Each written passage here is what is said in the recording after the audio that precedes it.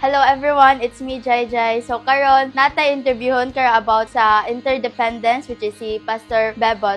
Unsa ang result sa interdependence? Of course, ang resulta niini gina-expect yun sa Ginoo nga kita mahimong kahayag, mahimong asin sa kalibutan nga dunay panaginigugmay ingon nga managsuon. Muna atong gina-expect nga resulta nga kitang tanan nagkalaylahi man ang atong denomination, nagkalaylahi man ang atong grupo as long na Kristohanon kita, makita sa Ginoo nga nagkahigugmay ta in one common and purpose nga mahatod nato ang gospel, mahatod nato ang ebanghelyo ngadto sa mga tao. Yeah, Pastor, ang last is unsa ang gisulti sa Bible bahin sa interdependence? Sumala pa diha sa Hebrehanon no 13:6 na ingon pa din nga kita managsuon sa tubangan sa Ginoo kinahanglan magyayungay, magtinabangay usa lamang ta usa ka Ginoo ang atong gialagaran. Usa ra pud ang sugo sa Ginoo, panlakaw kamo, gisulti ninyo ang tibuok katawhan pinagi sa iyang grasya gugma. So mora na ang tumuog tuyo sa Ginoo nga kita usa ra gyud ta tubangan sa Ginoo. Kaya kita sa simbahan ang GCCSM karong tuig 2025 ato gyud ginatugutan nga kitang tanan makahimo gyud sa pag-reach out sa tanang mga Kristohanon kalalahi man ang atong denomination as long nga kita magtotoo ni Kristo. Muna atong tinguha unya makiglambigit ka, makig-affiliate kita sa lain nga mga grupong denominations aron makita nga kita dunay panagiusa ug dunay panaginigugmay.